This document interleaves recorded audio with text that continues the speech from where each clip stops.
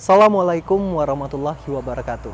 Pemirsa, berbicara mengenai peradaban Islam yang ada di Kecamatan Tempilang, Kabupaten Bangka Barat, Provinsi Kepulauan Bangka Belitung. Tentu terdapat bukti fisik dan non-fisik yang bisa kita nikmati hingga sekarang ini. Terbukti dengan benteng sebagai peninggalan cagar budaya dan ada kaitannya dengan perkembangan Islam yang ada di Kecamatan Tempilang ini. Dan tradisi-tradisi yang masyarakat masih lakukan hingga sekarang. Nah pemirsa, seperti apa syiar Islam dan tradisi yang ada di Kecamatan Tempilang, Kabupaten Bangka Barat, Provinsi Kepulauan Bangka Belitung ini? Ikutin terus perjalanan saya dalam Jejak Islam.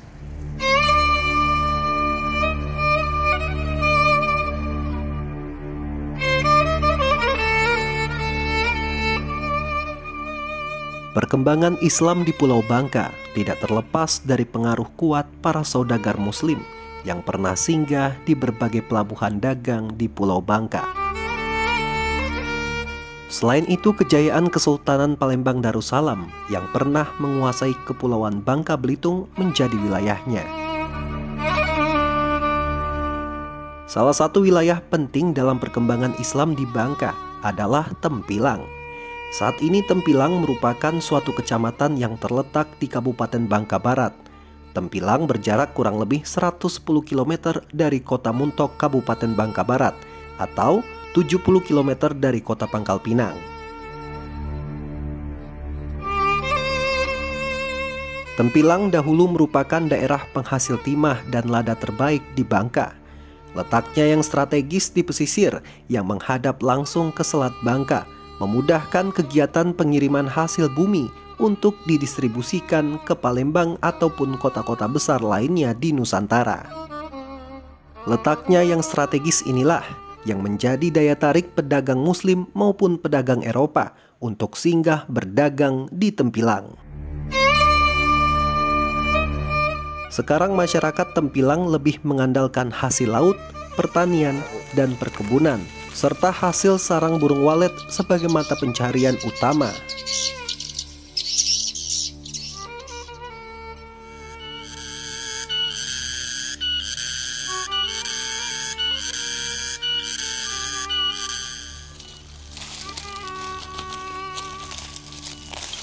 Begitu sampai di Tempilang, saya langsung menuju makam Tuan Said dan bertemu dengan Bapak Keman, atau masyarakat Tempilang menyebutnya dengan Atuk Keman. Tuan Said adalah saudagar sekaligus ulama yang berasal dari Gujarat yang singgah di Palembang, kemudian menetap dan mengajarkan Islam di Bangka, terutama di wilayah Tempilang. Assalamualaikum Pak. Waalaikumsalam warahmatullahi wabarakatuh. Oke Pak Keman, maaf nih mengganggu waktu. Ya nggak apa-apa. Saya lihat tadi Bapak dari Kejauhan lagi bersih-bersih. Ya bersih-bersih, ini kan sampah ini agak banyak. Jadi kita lihat pas kita ziarah ke sini kita bersihlah walaupun belum 100%. Ini Pak, kalau boleh tahu nih makam siapa ini Pak? Ini makam tokoh agama. Tokoh agama Islam di sini awalnya mengajar agama Islam di sini. Konon ceritanya dari mulut ke mulut kalau orang bilang ini Tuan Said. Beliau ini ada sebagian kita dapat sejarah atau ceritanya dari asal usulnya dari Gujarat, dari Gujarat ke Mesir, dari Mesir ke Malaysia, dari Malaysia ke Palembang tahun 1200. Cara beliau ini atau Tuan Said ini menyebarkan agama Islam di Tempilang ini Pak, itu seperti apa sarananya Pak? Seperti itu? Sarananya beliau mengikuti, melihat di sini dulu ya, biasa-biasa aja, nggak pakai serban, nggak pakai apa, macam mana tradisinya, pakaiannya orang-orang Sumatera Melayu. Jadi mereka kan gitulah, jadi agar supaya tidak dipandang asing di sini. Terus tapi pengajaran mereka kalau nggak salah turunan-turunan sampai sekarang, orang nenek-nenek atuk-atuk moyang kita kan mazhab Syafi'i di sini. Selain ajaran agama Islam ya tetapkan ajaran agama Islam, misalnya tentang sholat, tentang sodako, tentang puasa, ya biasalah rukun iman, rukun Islam. Selain itu mengajarkan tentang budaya, tentang adab, etika, agar supaya walaupun bermacam-macam suku di sini kita nggak pernah bentrok. Jadi saling menghargai, menghormatilah. Nah, itu etika kan. Terutama sekali kayak yang muda menghormati yang tua menghargai yang muda. Etika ya. Etika. Selain agama seperti itu Pak. Oke Pak, kita lanjut dulu untuk doa seperti itu Pak, supaya kita mendoakan Tuan Syahid ini memang kewajiban kita lah sebagai umat Muslim juga. Baik Pak, silakan Pak, Bapak pimpin Pak. Iya, kita berdoa sedikit ditujukan kepada para arwah Tuan Syahid alias ini Syekh Malik Al-Jabar dan para kaum muslimin kaum muslimat wal mukminin wal mukminat. Marilah kita sama-sama membaca surat Al-Fatihah. A'udzubillahi minasyaitonirrajim. Bismillahirrahmanirrahim.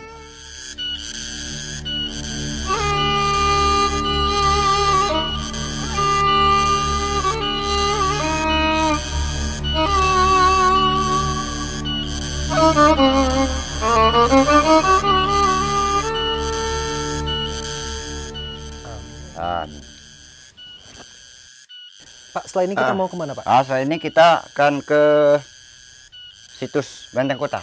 Benteng Kota. Benteng Kota ya, lewat sini. Oke, baik, mari Pak.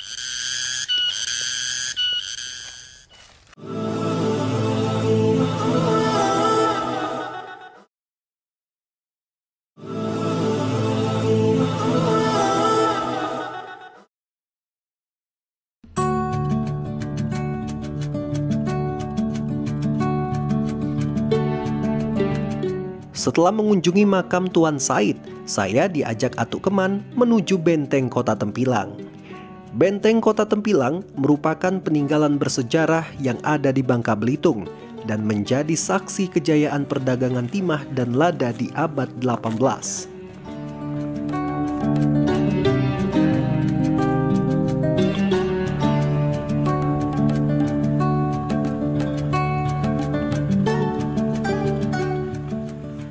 Benteng Tempilang dibangun sekitar tahun 1769 pada masa pemerintahan Abang Pahang Tumenggung di Tamanggala atas izin Sultan Ahmad Najamuddin di saat Pulau Bangka di bawah Kesultanan Palembang Darussalam.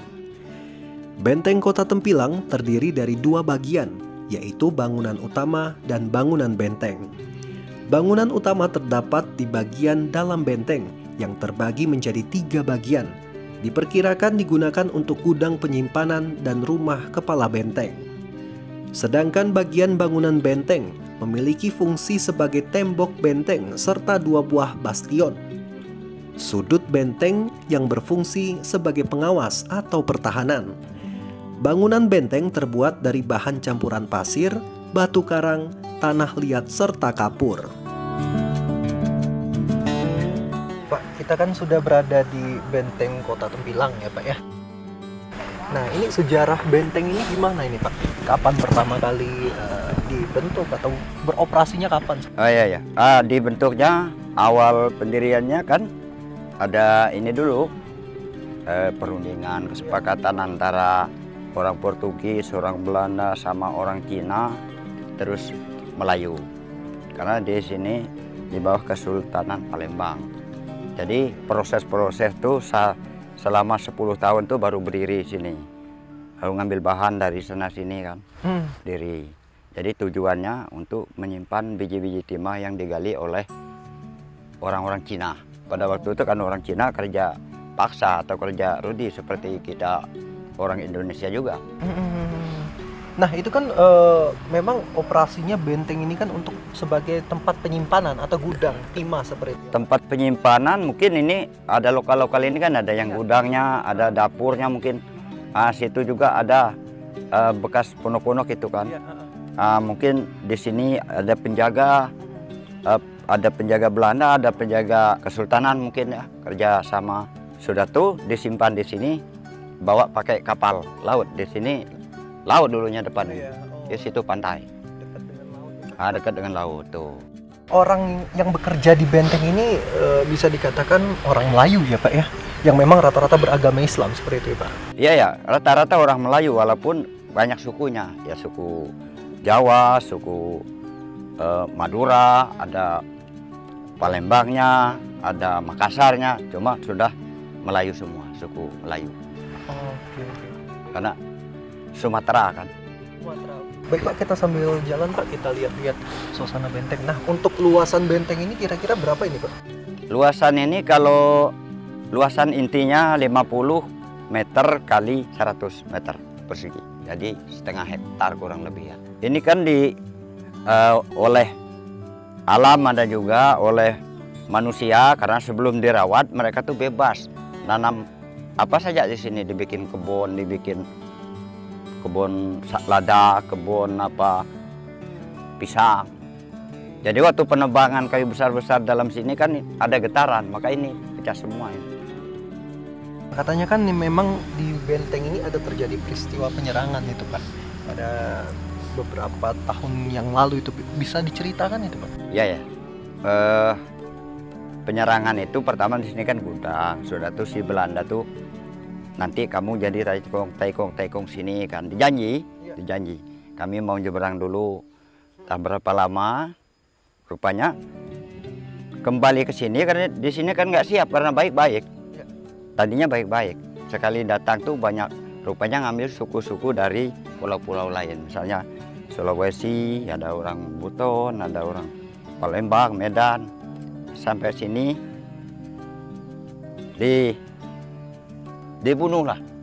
Pakai otot, pakai pedang, pakai kayu. Orang yang bekerja di sini? Orang bekerja di sini. Banyak mati di sini. Itu tahun 1800. Penyerangan tahun 1800. Oke, dan memang penyerangan itu disimbolisasikan kepada masyarakat di sini, ada yang namanya tradisi perang ketupat ya Pak katanya? Ya, nah sudah itu tahun 1800 itu kan perang penyerangan Lanon. Ya. Dari sini perkampungan ini ada yang lari ke hutan. Setahun kemudian mereka kembali lagi ke sini, Sedekarwa. Nah, karena yang jasa-jasa di sini diserap oleh makmia minta jadi batu. Jadi Sedekarwa bulan Saban itu sini mereka, makanya ada tahlilan, doa arwah. Itu baru dialog di sini. Jadi salah satunya Ki Arang nanya, gimana kalau ada Lanon sekarang? Jadi kata budak-budak tadi kami bunuh kek. Kata Ki Arang bahasa Tepilang kan, tinggi nak naik dari tanah. Jika bunuh Lanon, pokoknya kami bunuh kek. Jadi ketupat dilempar lah.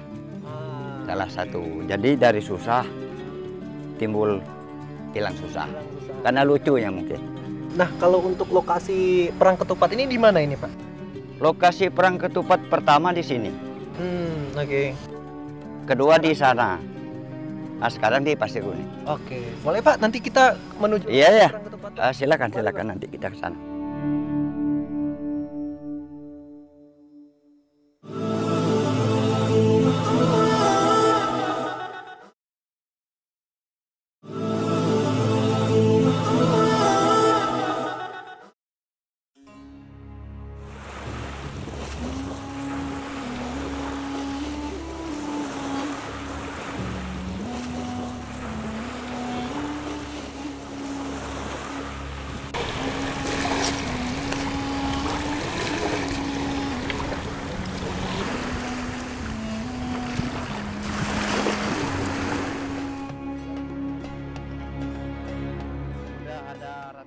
Puas mengelilingi benteng kota Tempilang beserta sejarahnya. Kali ini Atuk Keman mengajak saya mengunjungi Pantai Pasir Kuning. Di Pantai Pasir Kuning inilah tradisi perang ketupat yang diselenggarakan setiap tahun dan menjadi tradisi serta daya tarik wisatawan. Tradisi perang ketupat pada awalnya adalah tradisi untuk mengusir mara bahaya yang ada di Tempilang. Namun, seiring dengan perkembangan ajaran Islam, budaya tersebut diselaraskan dengan ajaran Islam. Asal muasal perang ketupat di Tempilang ini di awal tahun 1801 di Benteng. Terus sudah tuh mungkin walaupun dilaksanakan tersendat-sendat karena jajahan Jepang. Ada jajahan Jepang kan. Nah, habis di benteng, awalnya di benteng di Karangapit. Karangapit, ada pantai situ. Nah, sudah tuh di berapa dekade masa baru pindah ke sini. Nah, pindah ke sini sekitar tahun 80-an. 89 ramai 70-an Pak sini. Tahun 70-an. Soal saya ikut andil di sini 1982 sudah ikut naper. Sebelum itu kita sudah tahu orang-orang adat itu kan kita masih paman kita. Jadi pertanyaan kita bisa tanya situ Pak. Nah, dengan momentum Purang Ketupat, dengan adanya awalnya di sejarah di benteng tadi, karena sudah tahu sejarahnya jadi dan sudah menjadi warisan budaya tak benda, jadi tahlilan, doa arwah, doa selamatullah bala harus dikerjakan karena etnis muslimnya yang terkandung di dalam Perang Ketupat itu sendiri hanya itulah. Urutannya Perang Ketupat itu kan prosesnya bikin anyaman ketupatnya, taruh beras, baru direbus, sudah masak nanti dikumpul. Nah, sudah tuh baru kita misalnya ke Nganggung lah, bahasanya Nganggung dulu. Habis dari masjid, dari langgar, baru ke sini. Nah, di situ juga, di ketupat itu juga kita bacakan doa. Jangan sampai bikin orang tuh sakit, kan. Jangan sampai terjadi sesuatu hal yang tidak kita inginkan. Siapapun boleh. Kalau mau coba, karena kita ada dua atau tiga sesi, Pak. Pertama, orang adat. Yang kedua, umum, penonton boleh ikut. Cuman kalau ini 5, 10 atau 10.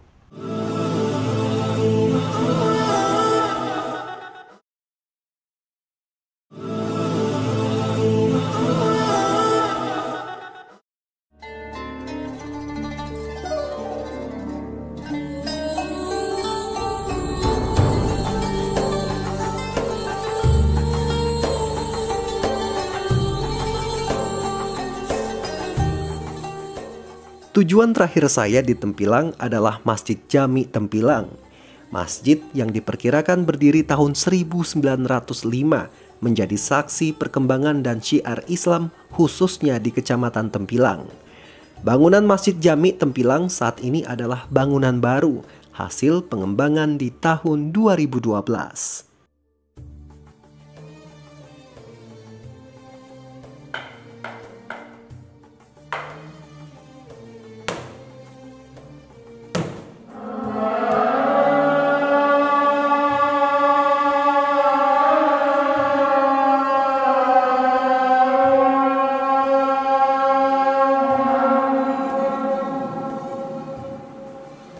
Masjid Jami, kenapa dikatakan Masjid Jami? Karena merupakan masjid tertua di Tempelang ini. Pertama sekali didirikan di lokasi agak ke jalan lama. Jalan lama menuju ke arah Tempelang Laut. Kemudian bentuknya pun masih panggung,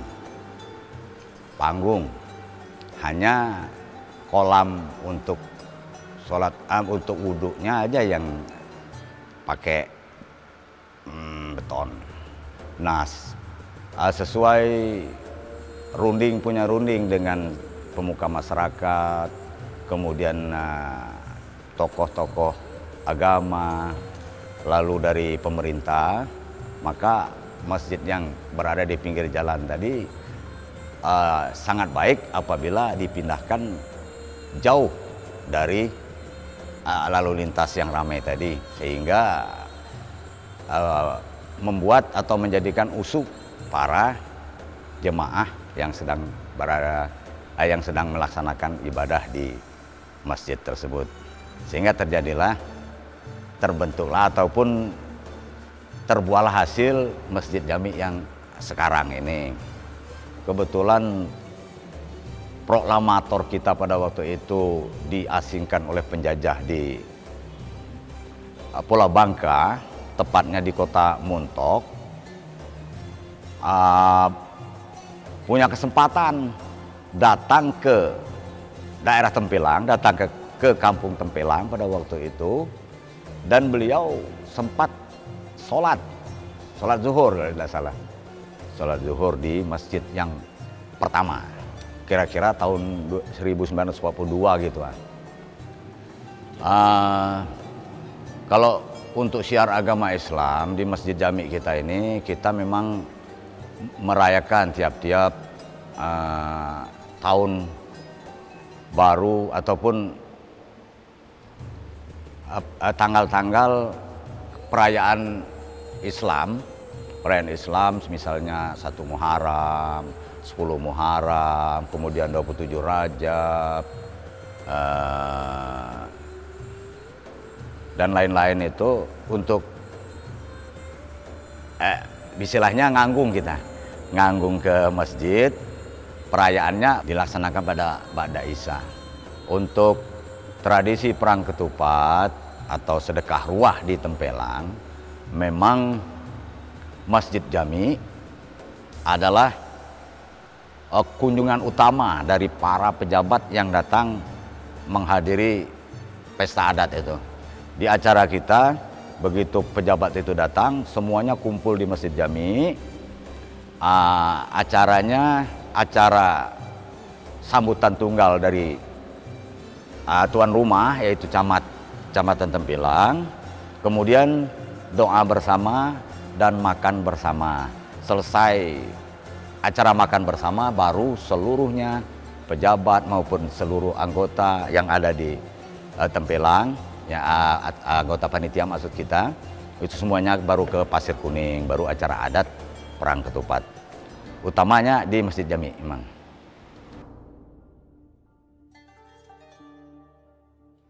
Pemirsa, sudah menjadi kewajiban kita bersama untuk menjaga dan melestarikan syiar kebudayaan Islam dalam suatu wilayah, termasuk di Kecamatan Tempilang, Kabupaten Bangka Barat, Provinsi Kepulauan Bangka Belitung ini. Akhir kata, saya Rizaldo. Sampai jumpa di Jejak Islam selanjutnya. Wassalamualaikum warahmatullahi wabarakatuh.